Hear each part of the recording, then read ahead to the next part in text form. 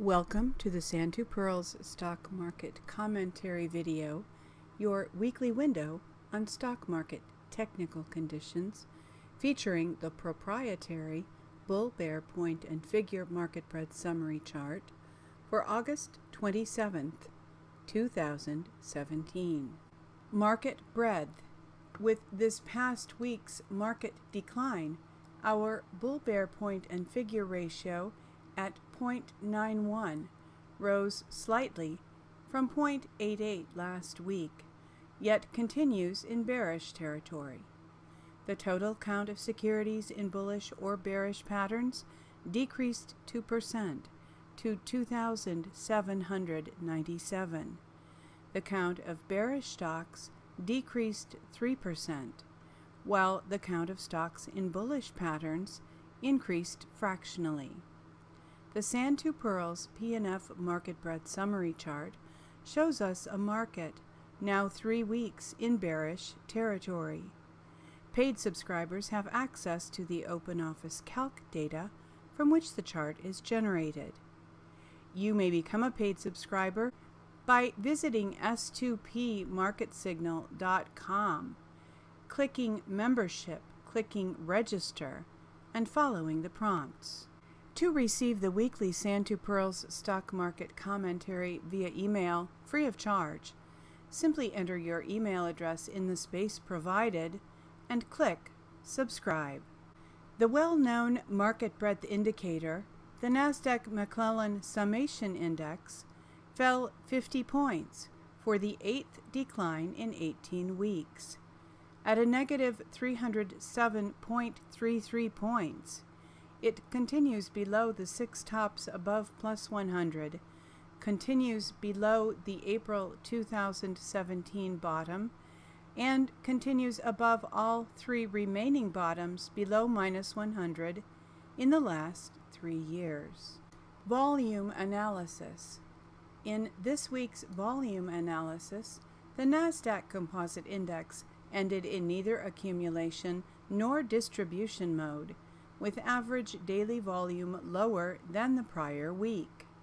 In the last 2 weeks, the Nasdaq had 2 accumulation days and 2 distribution days.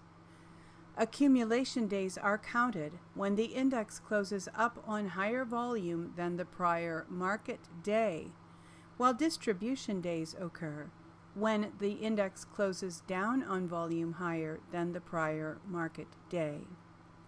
Last week, the Nasdaq ended in neither accumulation nor distribution mode on lower average daily volume. Momentum. On Wednesday, 8/16, the CCI 20 had 6 days below zero to begin a Woody's downtrend. The CCI 20 daily is now at a negative 43.32, up from a negative 194.46 last week. Also at Wednesday 8/16 close, the CCI 20 daily within the plus or minus 50 range formed a zero-line reject pivot with the short entry signal next day, Thursday 8/17 close. At Tuesday 8/22 close, it rose above minus 100 for an exit signal Wednesday 8/23 open. The result of this trade simulation was a loss of 41.01 points on the Nasdaq, or $1.07 per share of QQQ.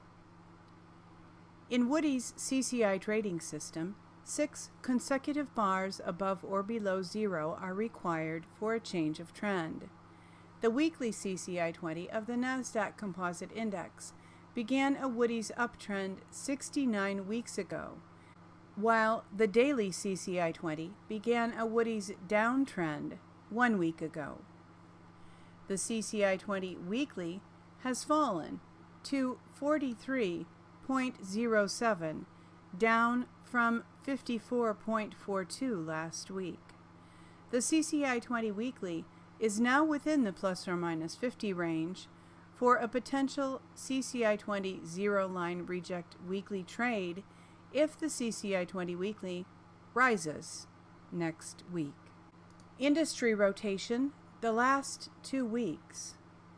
All of the top 5 industries are positive, and all of the bottom 5 are negative. Summary: some tech, REITs, and gold and silver on top.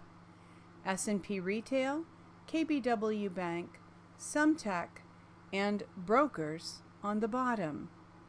Bullish disk drives continues in the top 5. REITs has entered the top 5. Bearish brokers and S&P retail continue in the bottom 5. KBW Bank and semis have entered the bottom 5. Gold and silver continues to lead the top 5. Oil services and oil have left the bottom 5. Focus this week from the South China Morning Post. My prediction: the coming collapse of China's Ponzi scheme economy, by Jake Van Der Kamp. The following are some key points. So much production in industries like steel is based on demand for more production. But should that demand falter, the whole system could come crashing down. Friends who have a greater interest than I do in reading the tea leaves in Beijing tell me that the emphasis in relations with Hong Kong from now on will be on one country rather than two systems. I think this phrases things the wrong way. The country bit was never an issue. What they actually mean to say is that Beijing's system of state command of the economy will become dominant, and Hong Kong's more freewheeling system will fade away. I don't think it will happen. In my view, human society is so dynamic that no command system can last long in charge of an economy. Attempts at this particular form of hubris inevitably end in either war or financial crisis. For the Soviet Union, it was financial crisis. I think the same fate awaits Beijing. Steel was recently targeted for a reduction in capacity, but then a regime of easy money intended to help the industry overcome a difficult period of contraction instead stimulated production. Why is so much steel needed? Simple. It is needed to build more steel mills so as to build more shipyards, ports, railways, and bridges so that more ships can be built to carry more iron ore to more ports and thence along more rails and bridges to more steel mills so as to build more shipyards, ports, railways, etc. What we have here, in short, is a giant Ponzi scheme. In a Ponzi scheme, you pay out the winnings of the first entrants with what others later pay into it. As long as it keeps growing, everything is fine. When it stops growing, it collapses. Command systems may be good at deciding where to direct economic effort in wartime, but they are hopeless in peacetime at deciding when to stop and do something else.